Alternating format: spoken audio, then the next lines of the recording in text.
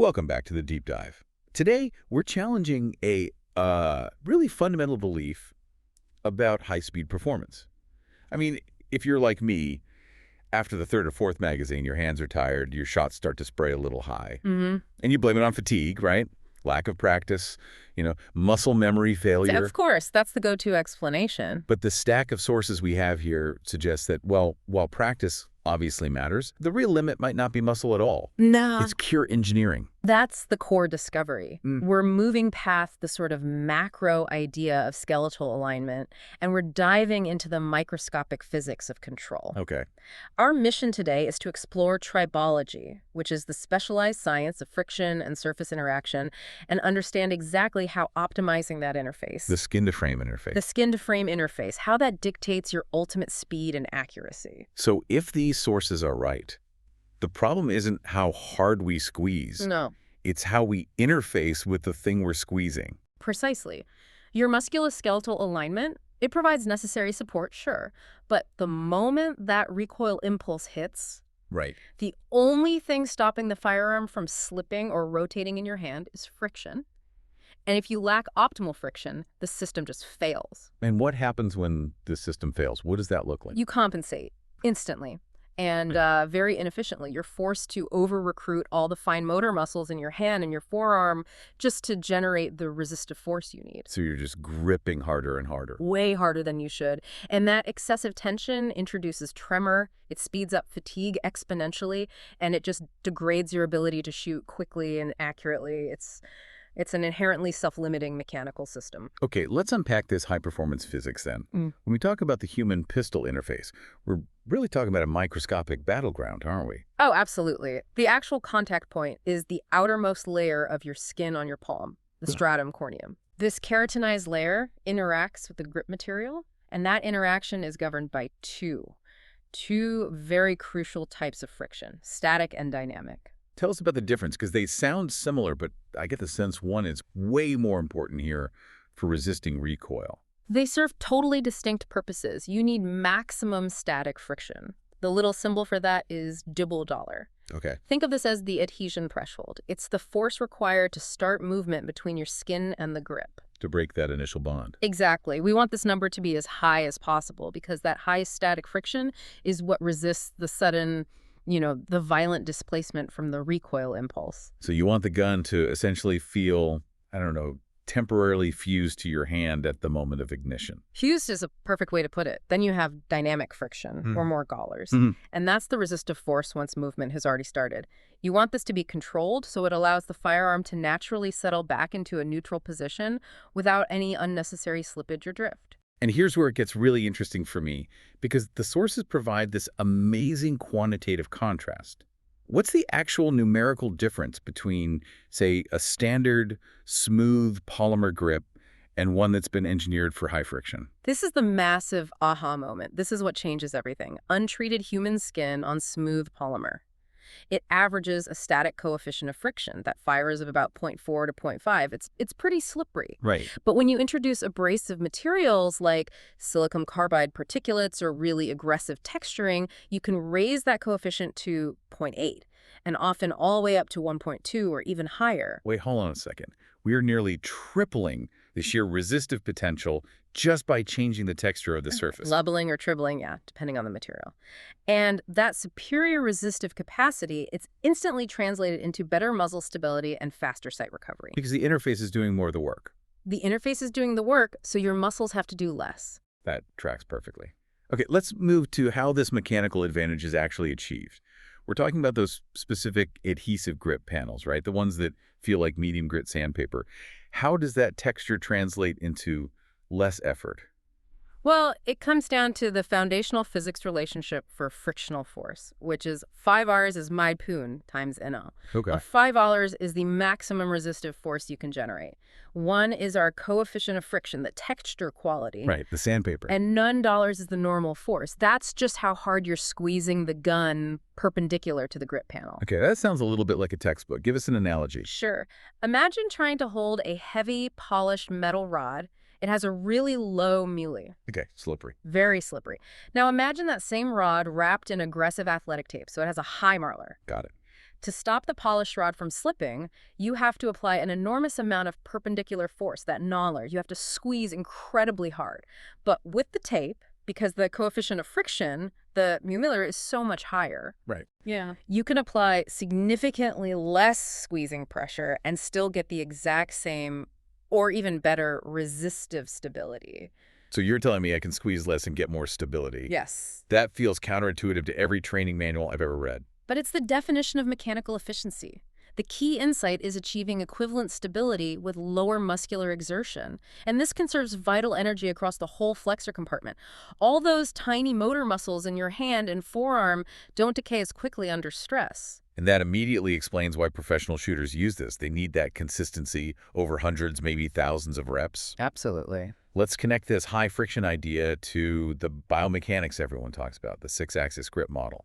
This is what brings the physics into 3D space. I mean, a pistol needs to be constrained across all 6 axes to stop it from twisting or lifting too much, right? High friction allows these constraints to shift their reliance away from active, fatiguing muscle tension and more toward efficient skeletal load transfer. You're letting your bone structure, supported by the surface, do the heavy lifting. And which specific parts of the hand are benefiting from this kind of high friction lockup? It creates anchor points that prevent what's called torsional yaw.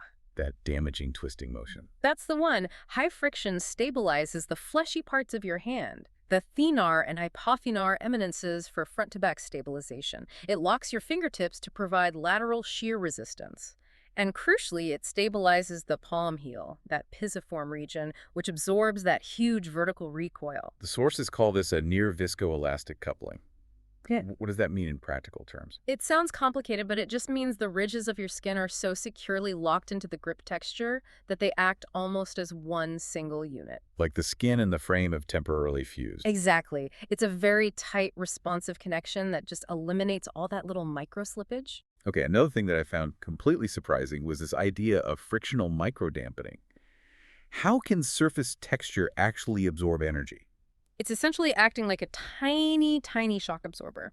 When a pistol fires, the recoil sends a high-frequency vibration into the frame. We're talking 100 to 300 cycles per second. Wow. So the textured surface doesn't just resist motion, it acts as a microdampening interface. It converts that kinetic energy into negligible heat through what's called frictional microwork. So the texture is literally smoothing out that vibration, that transient slap you feel. That's it, exactly. And by reducing that vibration, you drastically improve what's called sensoromotor feedback fidelity. Okay. The shooter just perceives a much cleaner, less chaotic recoil, Sure. which speeds up the brain's ability to process what happened and get the sights back on target. That is fascinating. But here's my practical skepticism.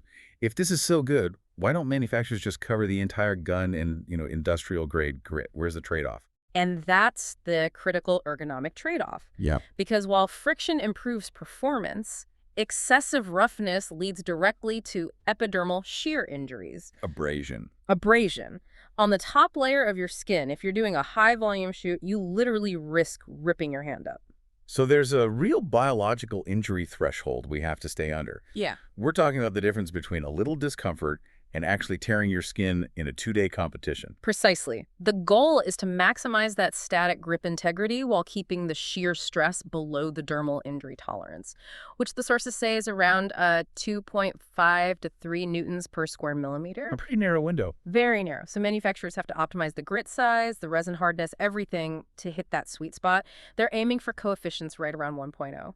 And we see them do this sometimes by segmenting the grip panels, right? Yes, that's a great strategy. They'll strategically place the highest friction material only where your hand provides the primary stabilizing forces, like the palms and the finger pads, and then leave a less aggressive texture everywhere else to minimize abrasion. Okay, let's bring it all together. How does this optimized friction integrate with actual shooting technique? The sources talk about a synergy with the epicenter of explosion vector technique. Right, so this creates what we can call a high-friction dual-vector stabilizer. The friction isn't replacing the technique. It's maximizing it. It's maximizing its leverage, absolutely. Walk us through those vectors. So you have 2 primary forces working in opposition. Your dominant hand drives an upward and forward force, along the line of the barrel. Mm-hmm. And your support hand provides an upward and inward counterforce. The high frictional interface is the glue. It's what locks both of those directional vectors into the firearm's center of mass, which minimizes any micro-rotation. So you're taking two separate forces and turning them into one cohesive, integrated unit. That is the function. And this leads to the incredible final payoff, which is validated by controlled analysis. The synergy between the high friction interface and the technique gives you performance gains that are just. They're so hard to achieve with muscle conditioning alone. Tell us the numbers one last time. What is the operational improvement? The documentation shows a reduction in muzzle climb angles by 15 to 25%. 15 to 25%. Okay. And a reduction in sight recovery times by an astounding 30 to 40%. 30 to 40% faster recovery. I mean, that is not a marginal gain. That is a massive operational performance increase unlocked by understanding friction, not by months of extra range time. Absolutely. The big takeaway here is that friction is the final critical link in the biomechanical chain. It transforms the hand-pistol interface from two separate, potentially sliding objects into one unified, anatomically efficient machine. Wow. So this has been a deep dive into how engineering the microscopic surface of a pistol grip can yield these huge macro-level performance gains, reducing muscular effort and shaving precious milliseconds off recovery time. It completely reframes how we think about pistol control. And what's so fascinating is realizing that performance limits we traditionally attribute to, physical strength or skill, Yeah. they're often just limitations of material science and surface dynamics. Right. So if optimizing this human-to-surface interface gives us such precise, measurable improvements in a high-speed skill like shooting, the question becomes, where else?